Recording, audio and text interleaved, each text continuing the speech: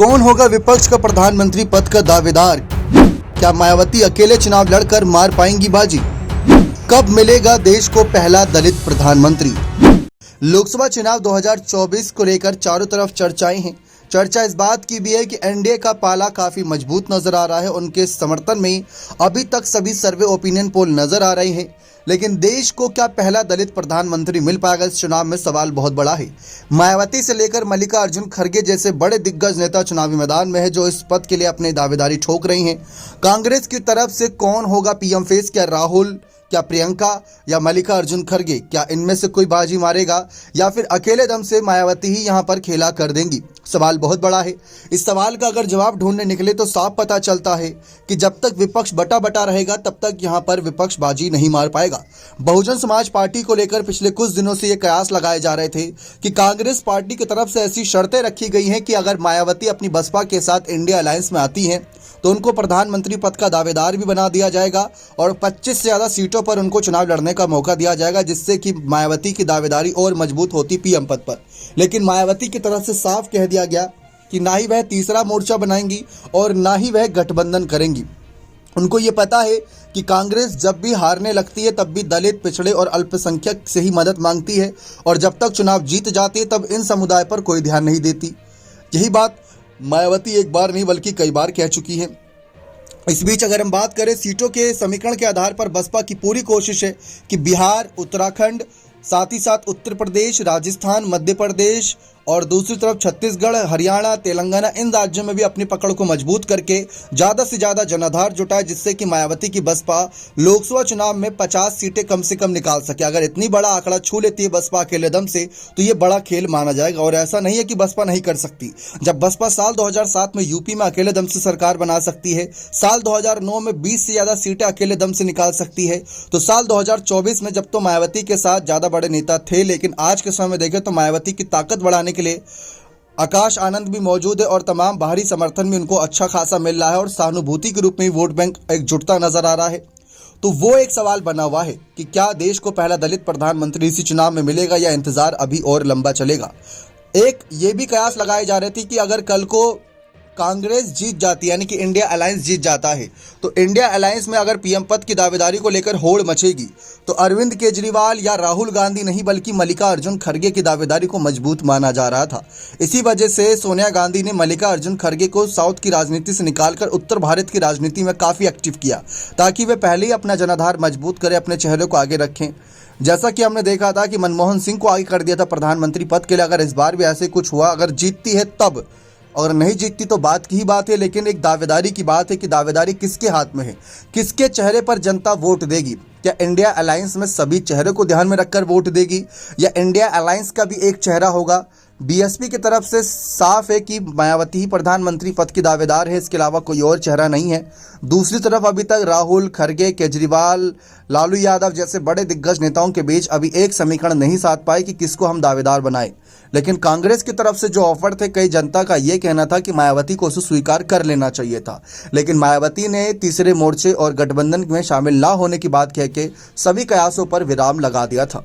क्या आपको लगता है कि मायावती को इंडिया अलायंस के साथ जाना चाहिए था?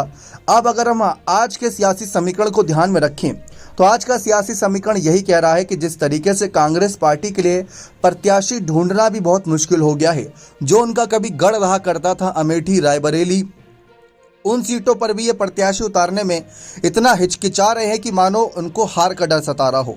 जी हाँ, देश की सबसे पुरानी पार्टी रही कांग्रेस पार्टी आज प्रत्याशियों के लिए लगातार तलाश कर रही है, एक ऐसे प्रत्याशी की तलाश कर रही है जो उनको जिता दे, उनको चुनाव में प्रचंड जीत दिलाए। तो वह माहौल बनता नजर आ रहा है। इन सब बातों को अगर ध्यान में रखा जाए तो बहुजन समाज पार्टी का भी कुछ ऐसा ही हश्र नजर आ रहा है।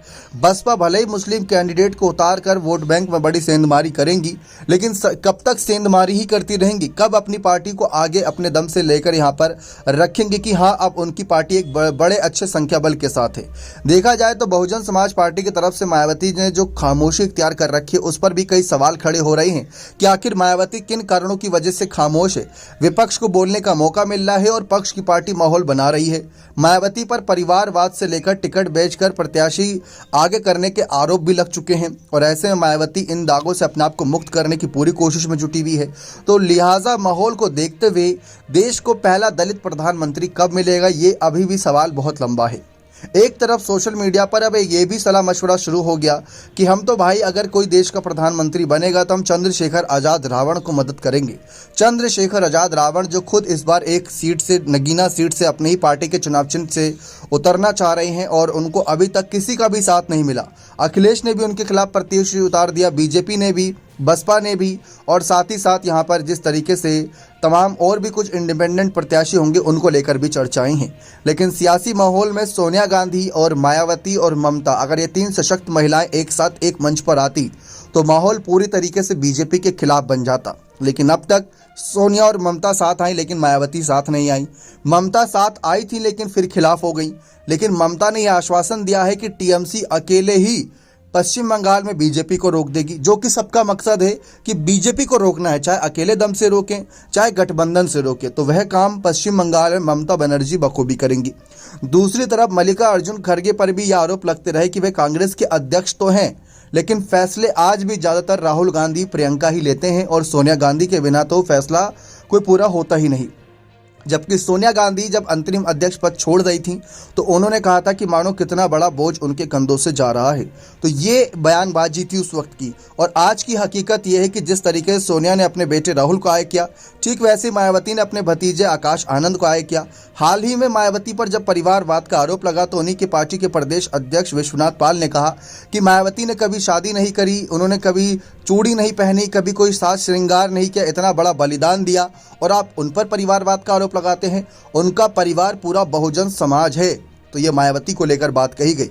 लेकिन जिस तरीके से ये एक मामला बना हुआ है कि विपक्ष प्रधानमंत्री पद की दावेदारी को लेकर कोई फैसला नहीं सुना रहा। मल्लिकार्जुन खड़गे के ही जब नाम को आगे बढ़ाने की बात इंडिया अलायंस में ममता बनर्जी और अरविंद केजरीवाल ने की थी तो खुद मल्लिकार्जुन खड़गे ने इस बात को काटते हुए ये कह दिया था कि अभी हम इस विषय पर बात ना करें तो बेहतर रहेगा। अभी हम साथ मिलकर चुनाव लड़ते हैं और हमारा मकसद होना चाहिए बीजेपी को हराना। अब बीजेपी को हराने के लिए भी क्या पीएम मोदी वर्सेस ऑल होगा या फिर मोदी वर्सेस राहुल होगा या मोदी वर्सेस केजरीवाल या मोदी वर्सेस ममता या मोदी वर्सेस खड़गे। और अगर मोदी वर्सेस खड़गे वर्सेस मायावती है तो ये माहौल तो और ज़्यादा दिलचस्प है, क्योंकि एक जैसा कहा जाता है कि एक अनार 100 बीमार, वो वाली कहावत लागू होती है। लेकिन राजनीतिक माहौल है उसमें ये बात ना करें तो बेहतर रहेगा। लेकिन जिस तरीके से सभी ये जानना चाहते हैं कि विपक्ष की तरफ से आखिर दावेदारी किसकी ज़्यादा मजबूत है, क्योंकि कई ऐसे नेता हैं, जैसे हम ममता बनर्जी की बात कर ले, अरविंद केजरीवाल की बात कर ले, ये अपने राज्यों की मुख्यमंत्री भी हैं और ये लोकसभा चुनाव लड़ेंगे या नहीं लड़ेंगे इस पर भी सवाल खड़े हैं। लेकिन जिस तरीके से सियासी समीकरण देखा जा रहा था उसमें मायावती को ही एक बेहतर विकल्प बताया जा रहा था। लेकिन मायावती ने ही इन सब पदों से अपने आप का किनारा किया और यहाँ पर जिस तरीके से फैसला लेते हुए अपने आप को अभी तक अकेले रखा, एकला चलो की रणनीति अपना रखे, जबकि एक साथ चलो की रणनीति उनको अपनानी चाहिए थी। लेकिन एकला चलो की रणनीति से देखते हैं कि अकेले दम से क्या प्रधानमंत्री पद की दावेदारी हासिल कर पाएंगी या नहीं। बने रहे चैनल के साथ। बहुत बहुत धन्यवाद।